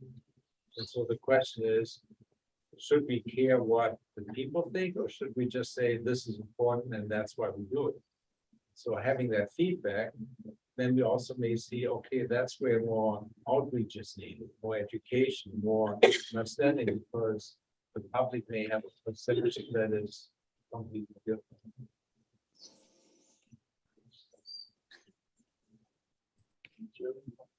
Oh, well, I was just wondering, are you talking about the outreach for the general plan, for the update of the general plan? And you wonder how much the public, what the public said. They did a lot. They did a lot there were a lot. about infrastructure, about water, about waste, about transportation, about qualities. There was tons of feedback. And so if we know what they responded, then we say, wow, they have no idea about why do we need to centralize? Why is unallocated useless? And why is it not going anywhere? Why do we have to develop? Why don't we get water? They may not even see that as a problem. And we do. And so it's not going to get changed if the public has no interest. How do we interact with the public? We need to know what they want to hear. Yes, we had a outreach meeting in South, in Kona Church, which it was a listening session. And there's people got real concerns, but it's very specific to their area. And I got a lot out of it because I live up, there's a lot of specifics to it. But how it applied to the entire CDP or moving the CDP, I think there were a couple of really gems in there about roads and what have you. But most of it is, or a lot of it, I should say, was actually community solvable. The community themselves could have solved some of the issues themselves just by participating more in the process. So some of the meetings, they become, I'm going to offload on you guys, and hopefully you guys will take this and become more effective. And maybe that's what we should be doing as well. But I'm not sure we're there yet. Franz, I think you're absolutely correct. There's things we care about and things the community we have to expect are going to care differently, or maybe not at all. We don't have to. But So I've said this before, but I'm gonna say it again. I still think that once we get the open space network and we actually have some designers, landscape architects on board leading community charrettes, that's how we're actually gonna draw community in. It's based on a project. It's not based on something abstract. And I think when you start to talk about specific places in our community, and it's gonna link the whole thing, right? That's the whole idea, is that it's the entire urban area. It's marked out on Kailua's map there. That's when we talk about linking community, right? So you're gonna talk about how do you move people? How do you provide for the infrastructure from even like your upland drainage, and have proper ways to slow down the water from the mountain, connect Malcolm Mackay with greenways as well as lateral, right? And we've got to embrace higher density housing. That's the affordability trick there. And I think that's something that a lot of people are not in my backyard, but if you do it right, that's how you're going to sell it. And that's what you're going to provide for people. And that's when you get the density that you're going to have walkable, so that you can actually support businesses and get people out of the car. So I still think I'm still cheerleading for this. It's been 7 years, but when we get that out there in the community, that's when people will come out, because it's something that's tangible. It's not just in the realm of policy abstract. Okay. And so for me, that's where I think when we get this finally kicked off, then we can actually actively be in our different abu pua'a and start reaching out to where are there gems that we need to connect with. And, even part of this is also the archaeological layer, which I think is specifically Hawaiian, that is open space in a very respectful way that we can teach and make known. So I still think that's going to be our gem, and I think that's how we're going to unify people as well. I don't think this is just about yes, no, right? It's how can we be inclusive? Anyway, sorry, preaching to the choir. Yeah. But specifically on that item, so how do we get it moving? Keep making sure. Keep it. They're having a contract discussion, right? So I'm told that we hope to have a contract in the next 3 to 4 months. Great. So that's the latest update.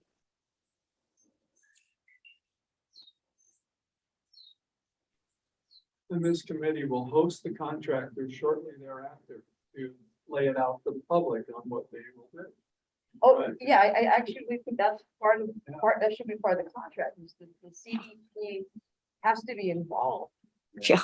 in that process. So who's writing? Oh, there's hands up, I'm sorry. Chuck, I see your hand up. I think Janice had her hand up first. That's Yeah. okay. I was just gonna say, thank you, Kari. I agree with you so much. And I was also gonna add that I think the subcommittees, just what Charlie was talking about, in his neighborhood and stuff, subcommittees are also another way to reach out that we have used. But I think that Kari is so right in that until something tangible comes out of, this body, it's harder to get people to sign on. But it's encouraging to hear about the open space network. It still sounds like a long time. But anyway, here's hoping. Thanks. Chuck? Yeah, so that's an interesting discussion because it got me thinking as well.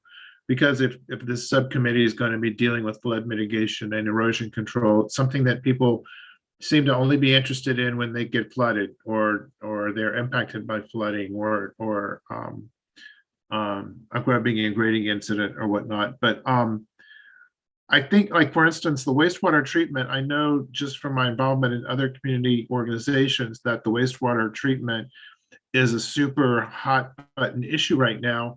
And yet there are a couple of people that are involved that were here, but the people that are really, hooked in and are real resources aren't at this meeting. One is because I didn't check the agenda, which I apologize once again.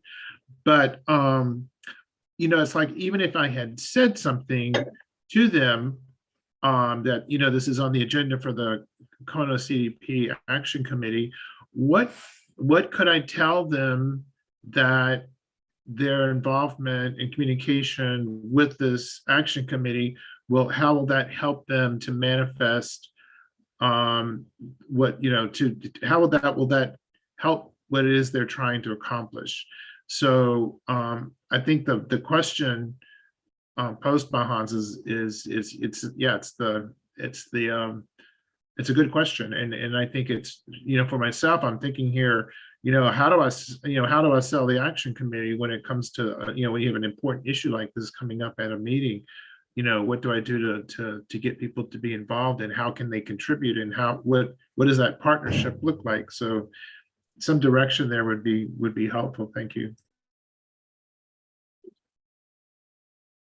So we're back. Let me just digress a little bit on Kari's discussion on the open space network. And it's been a while, and I can remember drafting the letter. I think maybe I was president, maybe I wasn't. I don't know. It's a long time ago.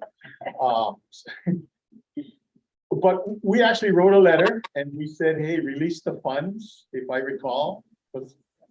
Yeah.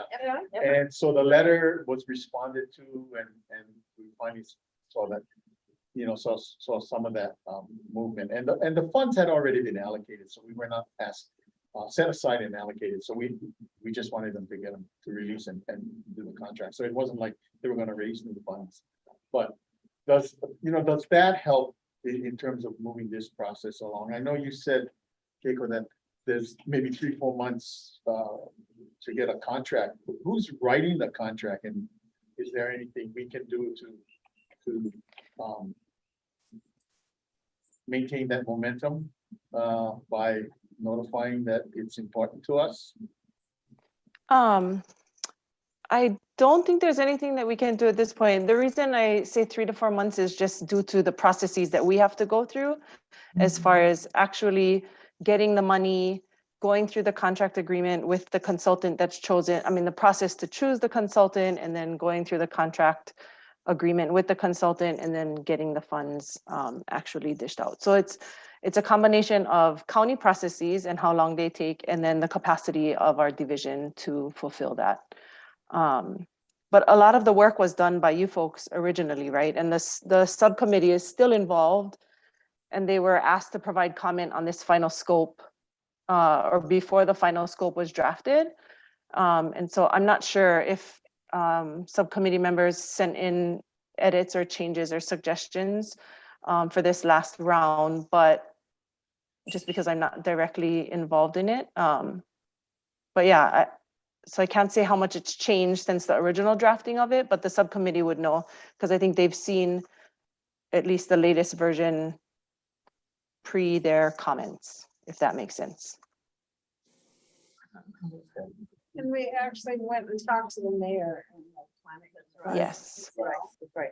Was Right, that full what support you did? from administration. So that's the So- last time? Is that when you met Keiko? That was the last time when we met with the mayor? I'm not sure, Heather, you can correct me if I'm wrong, whether the email went out to the subcommittee after the meeting with the mayor, or if the mayor's meeting was the last one. I know the scope, the draft scope was sent to you folks for comment, but I'm not sure if that was pre-mayor meeting or post. So we had the meeting with the mayor, and then it was around Christmas time of this past year, 21, that we received the email with those. So Makes that's, sense. that's my memory. It was around Christmas time, Janice. You're on that new program that we got the request for comments on scope of work. That was. So that around was the last time, right? Correct. Thanks. And then I think it was posted up on the CDP webpage in March. When I looked at it the other day, that Okay, it was thanks. assigned to a planner.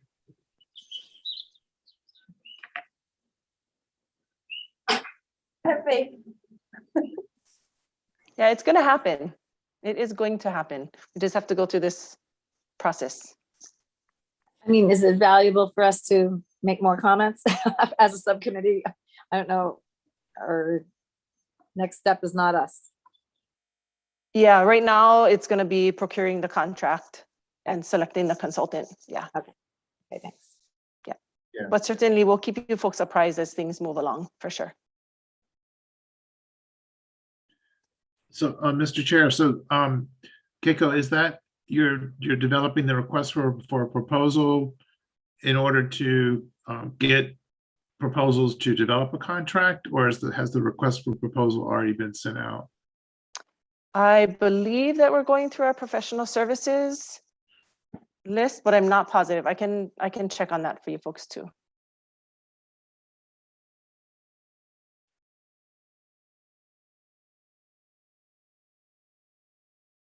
Okay, so, what I'm hearing back is we have mechanisms, or we actually use some of the mechanisms in terms of outreach, in terms of trying to make the committee more successful in implementing this CDP. We've also created subcommittees to do that work, and maybe that's going to become more something we can do more of now that some of the COVID restrictions are done. Are there other things that you feel that maybe we can do better as a committee, or become more proactive?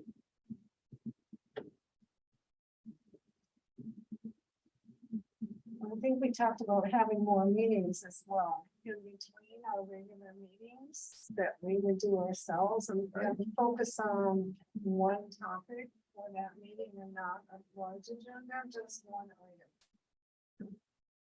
So there is a possibility that instead of meeting every other month, that we could meet more frequently, but they would have to be agendized as well, minutes taken and carried on under the same sort of conditions that we had. And then, but some of that would be staff dependent as well. A little bit. I'm gonna send you guys in a follow-up to this meeting. I did a presentation at the South Kohala Action Committee meeting on Monday that detailed step by step what the process would be for you guys to put together your own meeting. Basically just building a scenario. So if that's helpful for you guys for sure. It is a little bit dependent on us staff in the sense that if you schedule a meeting and you tell us you need the agenda posted today, can you post it by 4, at 3 o'clock, we won't be able to, do that. So if we have enough lead time, we can do our side of it, which is to basically help with the sunshine law requirements, right? So you need to have the agenda posted and up on the county website, and we need to put it out into our mailing list. And those are the major kind of deadline concerns when it comes to sunshine law. There's other things too. The presentation, I could redo it right now, but I don't think that would be constructive. But I'll send you guys the link to it so you can watch it. And I think that'll be helpful. And also just wanted to add that the way that we have this meeting set up, hybrid, is a little intimidating, you know, with the equipment that we have. However, your meetings could be as simple as you want them to be, all in person, you know, at a pavilion at the beach if you wanted to. You know, it really is up to you folks. And just speaking from a staff perspective, I think it's really, really powerful that it comes from the folks and it's community driven. And I think, you know, talking about encouraging community engagement comes from you. It's more powerful coming from you folks than it is for us staff to be kind of crafting the conversation. And yeah, I'm excited. I'm excited about the idea. Yeah, so just for the sake of time, can we in this, under this heading, propose to create maybe a subcommittee to look at that more in depth as to how we might arrive at all these things, you know, and list them out, and then maybe they can take actions on how to if we decide all these, how do we do that, subcommittees and what have you. Absolutely, yeah. Yeah, so we can do that at least, Yeah. because it takes 2 meetings to get a. No, you can form a subcommittee at this meeting. If you want to. So we form one at this meeting. Okay, so. What's your pleasure? Folks? I just want Go to, ahead, oh, well, I was just gonna say, I mean, I think back to what Kari was saying and what we're saying is that it's great to have more meetings if, I mean, I just don't know if we're having a crisis of accomplishment. And so as much as, you know, this might be a good idea, maybe we should just focus, you know, assume, I'm not saying, I'm just putting it out there, but assume that the open space network thing is going to start getting some momentum, some real stuff. And then at the same time, maybe plan some more meetings more often. I mean, I'm just thinking of not using, I don't want to use the public goodwill and squander it. You know, I mean, I think if we really think we can accomplish something and we can really do something at those meetings, great. But if we're just going to be talking about, you know, what we could do, I don't know. You know, I don't know. I'm just not sure. No, I know exactly what you're saying, because we have had subcommittees before. It's just, I feel that there's more depth we can go into in terms of, you know, again, getting back to 1616, which is the duties and responsibilities of the CDP. But Right. that is time consuming, and we're all under time constraints. So I respect that as well. So if, you know, I think if I think the discussion we had today suffices, which is really getting more outreach, physically getting the more doing more the outreach, making sure that open network gets finished. Gary said, yeah, and the use of subcommittees is enough, you know, to or you know puts us at full capacity. Then that's where we are. So I'm okay with that as well. So we can always revisit subcommittees at a later date if we feel the need to. So one suggestion would be maybe to have more meetings is a great idea. Maybe we should have have meetings at other organizations when they have their meeting. Because then we have automatic the public. So if we find out, hey, maybe we should have a meeting with the Rotary Club. Let's have a meeting at one of their membership meetings. It's our CDP meeting, and we can talk one subject, one topic with them. And then we can have next month a meeting with another group and feel like, okay, that's group that does sort of beach cleanup, and we're going to talk about the issue about that you mentioned about the coral, the flooding, the runoff. And we have a meeting where we talk the subject. Then we have a specific meeting, and we have the public, and we have a group that's very interested about, and we have one topic. Combine them. Right. If we can help facilitate that, you know, we're happy to. That those are meetings we could, like you said, on the beach, we do all ourselves. We just know, okay, we have this meeting, can you publish it? And we're gonna have it there, we're gonna take minutes. It's gonna be a CDP meeting.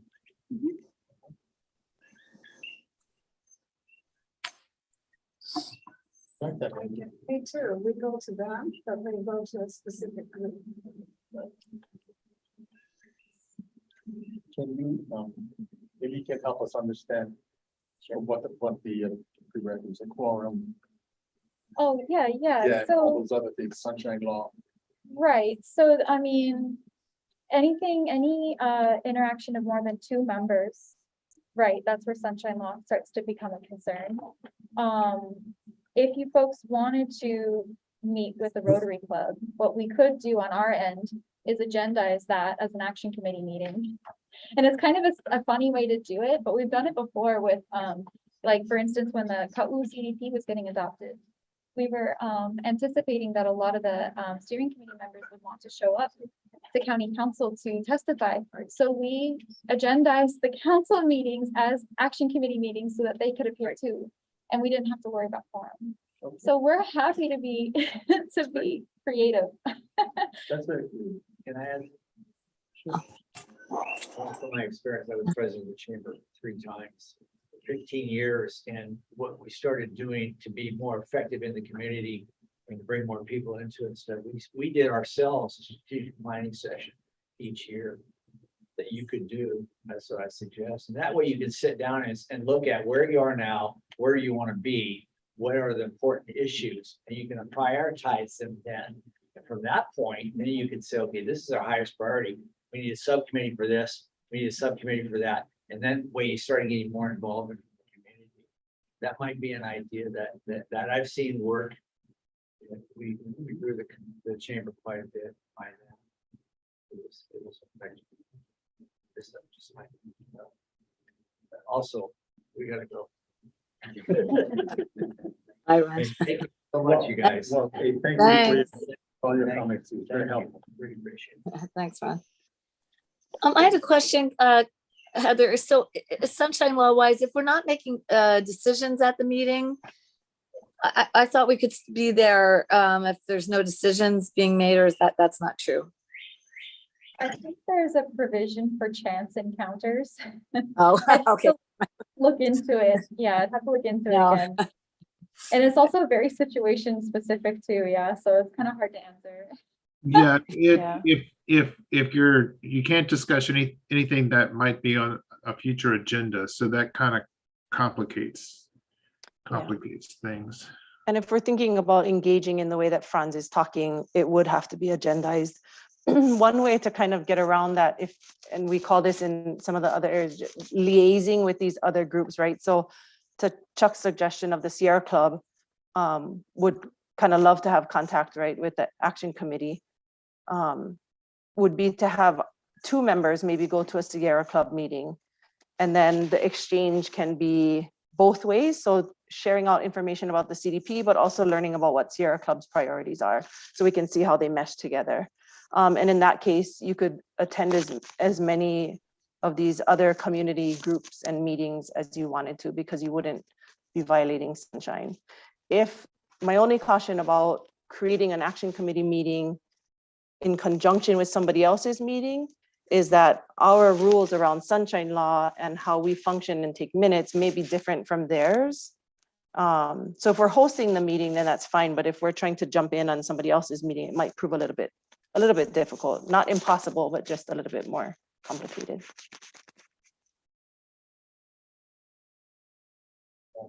Research that. It's gonna depend on the organization. It's true, yeah. Yeah, because some may not be incorporated or.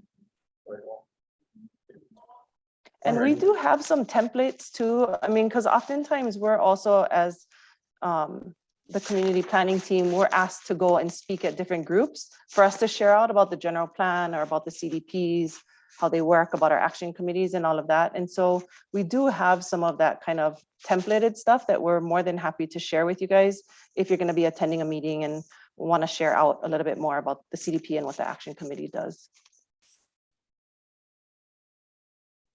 Okay, great. Heather, if I can ask, are we able to write in suggestions to after this agenda item too, if we have anything comes up, in terms of thoughts on contribution and Yeah, I mean, you're always welcome to share ideas with us staff. I really enjoyed the one-on-one meetings that we had, invited folks to. Always open, our email, phone, show up at the planning department. We're here to chat and talk story and brainstorm about these ideas too with you. Only limitation would be, we couldn't really create a subcommittee right outside of a meeting or anything like that, Yeah. so. Yeah. Yeah. just, because, ideas pop into your head sometimes, Yeah. not most of the time. All right, is there any other discussion on agenda item 3? If not, I'll close it. And then we have just one more agenda item and we have 2 minutes to, yeah, well, official minutes, but we can, do you have a spreadsheet for us? This is on the update on the CIP budget. Yep, yeah, we have, it's in your meeting packet as well. It's a spreadsheet of the CIP projects in the Kona district that Elise gratefully put together for us. Yeah. So basically, this is more so we made this a business item in case, folks wanted to discuss anything. We didn't want to limit that discussion, but really there's no action, to be called for here besides just to say that, county council will be doing their budget hearings next week. We've got Tuesday, May 17th through May 19th. So just encourage you folks to look through the CIP, and if you have any thoughts or comments for your council members to Those are millions, right? yeah, it's in thousands. Yeah. 62 million for wastewater treatment. Used to be 34.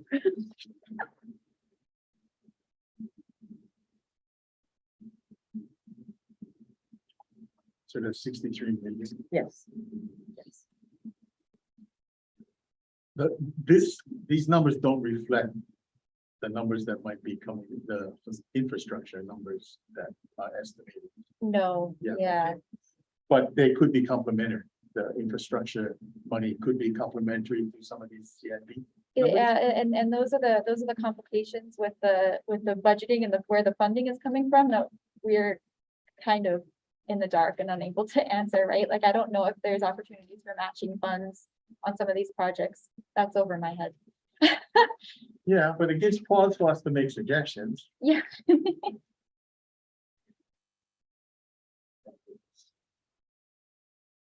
It's always it's important. And these are just expenses for those counties and districts, and not for the whole island.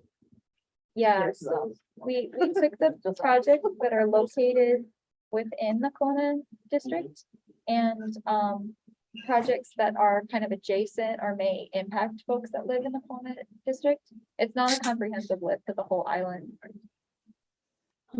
Heather, what's the Kailua Park? Sorry, does that mean, what park does that mean? New Comfort Station. I don't know offhand. We can pull the financial impact statement sheets to get that information for you. I just wonder which park that was. I don't know Kailua Park, that's all. Sorry, I don't know offhand. Okay. Oh, Holeka might be I able to think I answer can that. answer. I believe it's for down at the old airport. And Oh, We're I was, waiting on ship the approval for demolition, and we need ship the approval for any construction as well. As it's in the area, so I believe that's what that is. okay, thanks. Thank you. Thanks. Is that where the controversy was about? Concession stands. It's burials on it. Is it burials on it? It's historic. Supposedly, yes, at the Yeah, old it's historic airport. preservation. Yeah. But it was sandy. And Chair, if I may, I just want to clarify for the budget, we have a budget hearing Tuesday night, maybe Wednesday night, but it's actually only one day, the public, one evening, the public hearing, and then we'll actually have the budget discussion Thursday morning, starting at. Thank you.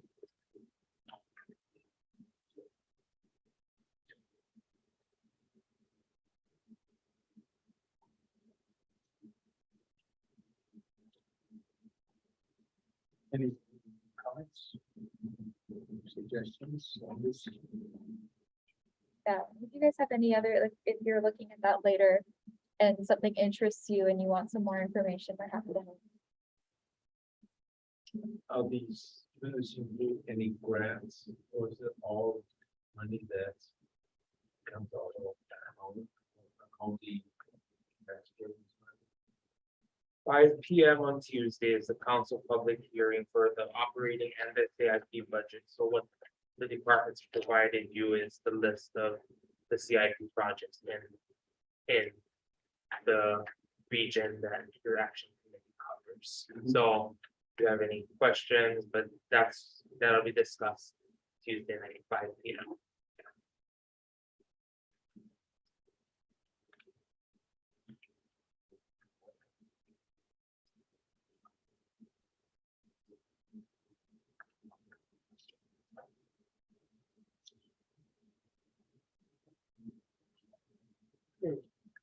Any discussion?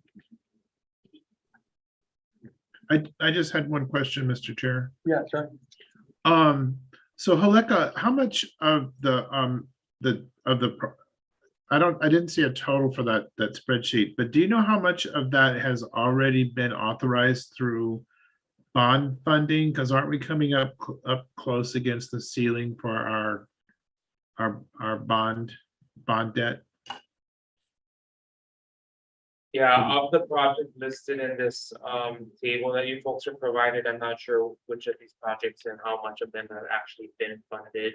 Via the bond that we recently did one for 120 something $million. A lot of that though going to the always water treatment plant.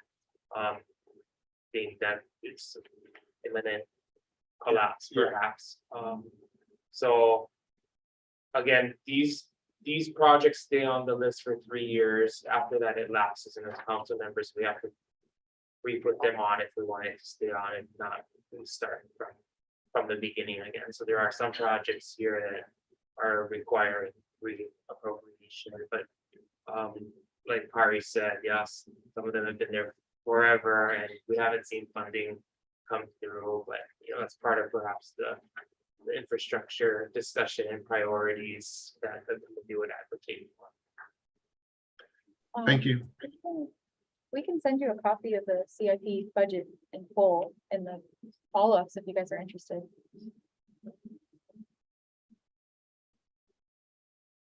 Yeah, I'd like this.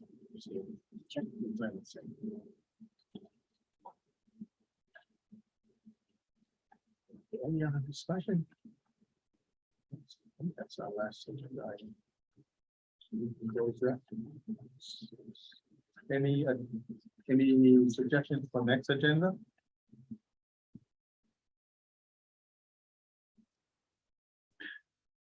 Mr. Chair, I imagine there'll be a subcommittee report for the flooding mitigation and erosion control. Yes, thank you, Chuck. I think Shane alluded to that. Okay, I'm sorry I missed that. No worries.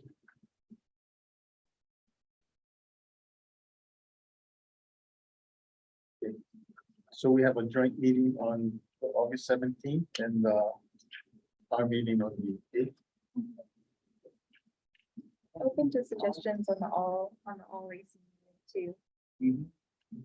Yeah, I think that would be something we can start right away. When is our next one? The joint action is on the 17th, August. according to this, yeah. Right, that's what I have. Yeah. Yes, we don't. convene again. Okay, there's no other actions, no other comments. Can move to adjourn? I move we adjourn. A second. Okay, so move. Meeting Second, is adjourned. aloha. Nobody needs to vote on that. Huh? Bye, everybody. Aloha. Mahalo. Thank you so Mahalo, much. guys. Thank See you. Thanks, guys. Mahalo. Thank you for your comments and time.